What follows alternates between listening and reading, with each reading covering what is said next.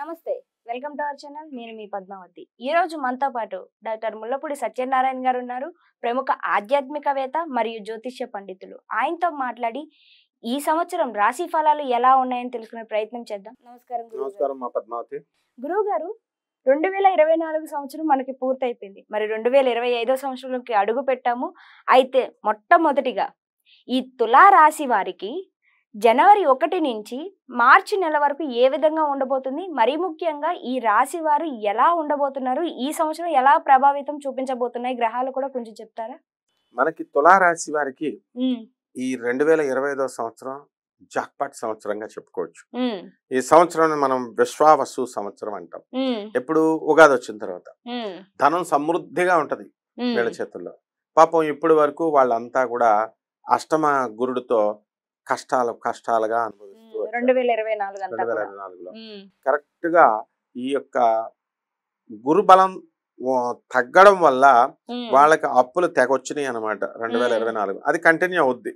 శుభ్రంగా అప్పులు తీసుకోవచ్చు ఈ తులారాశి వారు. ఎప్పటి వరకు మే మనకి మారాలి కదా, మే 30 నుంచి మారుతారు. ఇంకా అప్పులు చేసే అవకాశాలు ఉన్నాయి అంటారు. అప్పులు ఇస్తారు వాళ్ళు.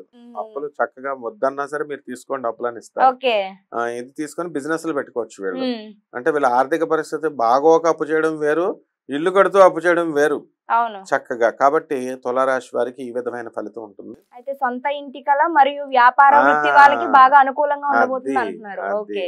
కాబట్టి అలాగే ఈ కేసుల్లో ఉన్నటువంటి వాళ్ళు ఉన్నారు. అంటే వీళ్ళు మర్డర్లు చేసే లేకపోతే అలాంటి కేసులు కాదు, సివిల్ కేసెస్. అంటే పాపం వీళ్ళాస్తే తులారాశి వాళ్ళ ఆస్తే వేరే వాళ్ళు కబ్జాలు అలాంటివి అవి 20 సంవత్సరాల నుంచి నడుస్తా ఉంటాయి. అవన్నీ కూడా ఈ సంవత్సరం అట్లీస్ట్ హైకోర్టులో బెంచుల మీదకి వస్తాయి, మొత్తం మీద కదులుతాయి బండి. ఆ తర్వాత ఈ తులారాశి విద్యార్థులు ఉన్నారు, ఇంకా చదవాలా. ఇప్పుడు చదివేది సరిపోదు, ఫెయిల్ అయిపోవడానికి అవకాశాలు ఉంటాయి చదవకపోతే. విద్యారంగం వారికి కొంచెం అనుకూలంగా లేదు. ఆ తర్వాత వీళ్ళకి ఎంతసేపు కూడా డిస్ట్రాక్షన్స్ ఎక్కువైపోతాయి అన్నమాట. అంటే ఫోన్లు పట్టుకుంటారు, ఫోన్లు చూసుకుంటారు, వీడియోలు చూసుకుంటారు. తర్వాత ఇక ప్రేమలు వ్యవహారాలు వీటితో రూట్ తప్పుతారు తులారాశి వాళ్ళు. చాలా ఈజీ అనమాట తులారాశి వాళ్ళు తప్పడం. వాళ్ళు తొందరగా ప్రభావితం అయిపోతారు. ఎంతసేపు ఎంజాయ్మెంట్ అని చూసుకుంటారు. కాబట్టి వీళ్ళ వల్ల వీళ్ళ తల్లిదండ్రులకి వీళ్ళకి పెద్ద తలనొప్పి అయిపోతారు వీళ్ళు తులారాశి వాళ్ళు. తులారాశి వాళ్ళ పిల్లలు తులారాశి వారిని బాధపడతారు, అలాగే వీళ్ళు తులారాశి వాళ్ళు వీళ్ళ తల్లిదండ్రులను బాధపడతారు. అందువలన ఈ యొక్క రాహువు ప్రభావం అనేటటువంటిది అధికంగా చక్కగా ఉంది. దానివల్ల వీళ్ళు ఏదైతే పని అనుకుంటారో వాళ్ళని మెస్మరైజ్ చేస్తారు అవతలని. ఎలాగో వాళ్ళ మాటలతోనో టాక్టిక్స్ తోనో మొత్తం మీద వీళ్ళు అనుకున్న పని పూర్తి చేయించేస్తారు. మాయ మహానగరంలో మాయగాళ్ళు అయిపోతారు వీళ్ళంతా, చిరంజీవులు అయిపోతారు. అలాగే పంచమంలో ఉన్నటువంటి ఈ యొక్క శని ఏడిపిస్తా ఉంటది పిల్లల రూపంలో. పిల్లలు ఏదో ఒక తొండ్ర పని చేయడం, కేసులు వీళ్ళ మీదకి రావడం. ఆ విధంగా సంతానానికి సంబంధించినటువంటి చికాకులు ఈ తులారాశి వాళ్ళకి వస్తాయి. అలాగే చాదస్తం పెరిగిపోద్ది. ఇది వరకు ఏమిట్రా నేను చాలా బాగున్నాను, అసలు చాదస్తం లేదు, ఇప్పుడేంటి అనవసరంగా నేను గుళ్ళకెళ్తున్నాను, గోపురాలకు వెళ్తున్నాను, దేవుడు పూజలు చేస్తున్నాను, ఇట్లాగా నాకు ఇంకా ఈ కష్టాలు ఏంటి, నేను గుళ్ళ గోపురాలకు వెళ్ళినప్పుడే నేను చాలా హ్యాపీగా ఉన్నాను అని వీళ్ళకి ఆలోచన అనేటటువంటిది వస్తుంది. అయితే ఇది ఈ యొక్క కేతువు 12 ఉన్నాడు కదా, దానివల్ల తోమిందే తోమడం, గిన్నెలు కడిగిందే కడగడం ఇలా చేస్తారు. కాబట్టి ఈ చాదస్తాన్ని కనుక మనం వదిలేసుకుంటే వీళ్ళంతా బ్రహ్మాండంగా ఈ రాశి వాళ్ళు ఉండరు. తర్వాత వీళ్ళ విదేశాలకి వెళ్ళాలి అనే ఆలోచనలు ఉన్నటువంటి వాళ్ళు ఉంటారు. అటువంటి వాళ్ళకి విదేశాలకి వీళ్ళకి grand success, doors open. Trump మూసేసినా సరే వీళ్ళు ఇంకొక దేశానికి వెళ్ళిపోతారు అనమాట. ఆ దేశాన్ని వదిలిపడేస్తారు. మొత్తం మీద వెళ్ళడం ఖాయం అనమాట. వీళ్ళు విదేశ యోగం అయితే ఖచ్చితంగా ఉంది. విద్యార్థులు సరిగ్గా చదవకపోయినా కూడా విదేశ యోగం వచ్చేస్తుంది వీళ్ళకి. ఎందుకు వాళ్ళ నాన్నలో డబ్బులు కడతారు, వాళ్ళు బ్యాంక్ లోన్లు వస్తాయి, వేరే దేశంకి పోతున్నారు. విదేశాల్లో మన దేశంలాగా పోటీ ఉండదు, ఎవరు చదువుతారంటే రండి అంటారు అనమాట. కాబట్టి విద్యార్థులు వెళ్ళిపోతారు.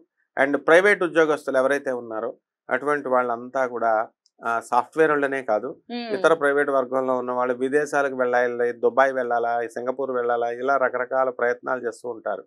వాళ్ళందరికీ కూడా వచ్చేస్తాయి, వాళ్ళు వెళ్ళడానికి అవకాశాలు ఉంటాయి. ఇక ఆరోగ్యపరంగా కాళ్ళ నొప్పులు, మోకాళ్ళ నొప్పులు, అరిగిపోవడాలు, మొచప్పలు నీ రీప్లేస్మెంట్ అనేటటువంటివి ఈ రాశి వారికి ఈ నెలలో జరుగుతాయి. అసలు పాపం క్రింద పాపం కూర్చోలేరు అనమాట, కుర్చీ లేకపోతే.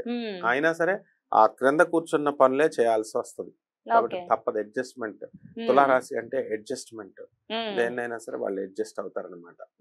అలాగే డేర్ అండ్ డాషింగ్ గా ఉన్న వాళ్ళతో స్నేహం చేస్తారు, నీలాంటి వాళ్ళతో. తులారాశి వాళ్ళు ధైర్య సాహసాలతో.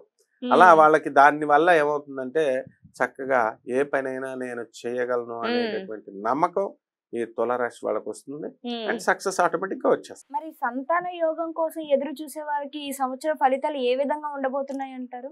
మార్చి నెల వరకు నువ్వు అడిగావు కదా, మార్చి నెల లోపల వరకు పుట్ర వీళ్ళకి. ఎందుకంటే అష్టమ స్థానంలో ఉన్నటువంటి గురుగ్రహ ప్రభావం వల్ల వీళ్ళకి పెళ్లిళ్ళు కాని ప్రసాదులు ఉంటారు. పెళ్లి కాని ప్రసాదులు వాళ్ళకే పెళ్లిళ్ళు అవ్వవు.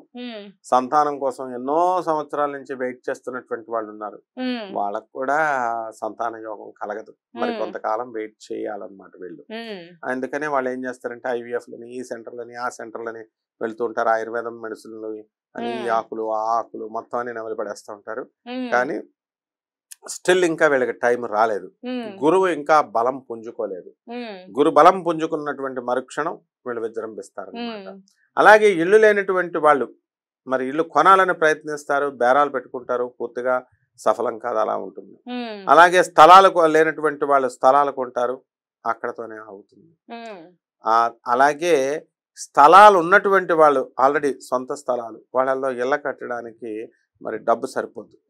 ఈ రకంగా వీళ్ళ యొక్క జీవన విధానం ఈ జనవరి 1 నుంచి ఈ మార్చి 31, 2025 సంవత్సరంలో తులారాశి వాళ్ళకి ఇలా ఉంటుంది. మరి గురువు గారు ఈ తులారాశి వారికి శని బాలేదు, అలాగే గురువు అనుకూలం కూడా లేదు అని అన్నారు. మరి పరిహారం ఏ విధంగా చేసుకోవాలంటారు దీనికి? శని బాగుండలేదు కాబట్టి శని జపం చేసుకోవాలా, శని స్తోత్రాలు చదువుకోవాలా. శనికి కిలోంపావు నల్ల నువ్వుల్ని, నల్లని వస్త్రాన్ని పేద బ్రాహ్మడికి శనివారం నాడు ఉదయం 8 గంటలకి దానం చేసుకోవాలా. అలాగే రాహు బాలేదు కాబట్టి కిలోంపావు రాహు జపం చేసుకోవాలా, రాహు స్తోత్రాలు చదువుకోవాలా. రాహుకి కిలోంపావు మినుముల్ని, ఆవు పేడ రంగు ఉన్నటువంటి వస్త్రాన్ని ఇచ్చి పేద బ్రాహ్మణులకి శనివారం నాడు దానం చేసుకోవాలి. అలాగే రాహువు దుర్గాదేవి యొక్క భక్తుడు. బెజవాడ కనకదుర్గమ్మ తల్లి యొక్క పటాన్ని పెట్టుకొని లేదా శ్రీచక్రాన్ని పెట్టుకొని అక్కడ కుంకుమార్చన అమ్మవారికి చేసుకోవడం ద్వారా ఇంట్లో ఒక్క రూపాయి కూడా ఖర్చు అవసరం లేకుండా వీళ్ళు చక్కగా దోషాలు పోతాయి. అలాగే నవగ్రహాల చుట్టూ ప్రదక్షిణలు చేయాలి. ఓం శనేశ్వరాయ నమః అనే మహామంత్రంతో వీళ్ళ జపం చేసుకోవాలి. రావి చెట్టు చుట్టూ 108 సార్లు తిరగాల. నీళ్లు పోయాలి. ముందు ఉత్తుత్తి ప్రదక్షిణాలు చేసి వస్తారు. నీళ్లు పోయంటారంటే ఒక స్పూను, ఒక చిన్న ఇది ఉంటది కదా కలసం, చిన్న చెంబు నీళ్ళు, ఏదో రావి చెట్టుకి ఎక్కువ, చెట్టు ఏమో పెద్దది, వీళ్ళు పోసే నీళ్ళేమో ఇన్ని, 3 బకెట్ల నీళ్లు పోయాల శనివారం నాడు. అప్పుడే యోగిస్తుంది. అందువలన వీళ్ళు అంటే మనం పోసే నీళ్ళను బట్టి కూడా అనుకూలం ఉంటుందంట. డెఫినెట్ గా శనిని కంట్రోల్ చేసేది గురువు, రాహువుని కంట్రోల్ చేసేది గురువు. గురువుకి సంబంధించిన నెంబర్ 3 బకెట్లు అంటే 3 బకెట్లు తక్కువ కాకుండా పోయాలన్నమాట. పోస్తే ఆ చెట్టుకు అంతది కదా కనీసం తాగడానికి.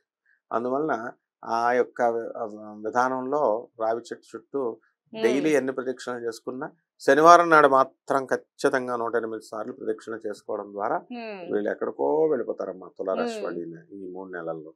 చాలా చక్కగా వివరణ ఇచ్చారు గురువు గారు. అయితే తులారాశి వారికి ఏ విధంగా ఉండబోతుంది 2025 అనేది. ధన్యవాదాలు.